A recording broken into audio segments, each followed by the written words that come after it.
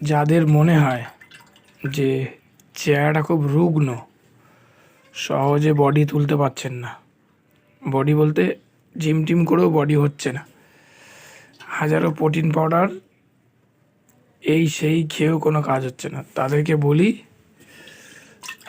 বুঝতেই পারছো এটা কি? এটা হচ্ছে জল ঢালা ভাত, অর্থাৎ সকালের পান্তা ভাত, তবে গলা পচা নয়, একদম সলিড তাকিয়ে থাকতে হবে, ঠিক আছে, যেন গলে যায় এরকম নয়।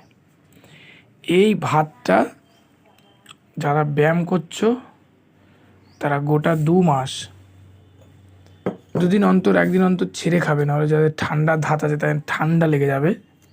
হ্যাঁ,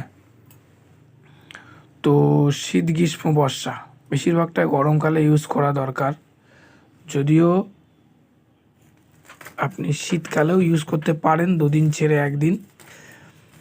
এই খাবারটা খেয়ে এবার আপনি জিম করেন, দেখুন আপনার বডি 1 মাসে কীরকম ভলিউমটা কীরকম বাড়ে, তারপর এসে আমার এই ভিডিওতে আবার কমেন্ট করবেন, ঠিক আছে?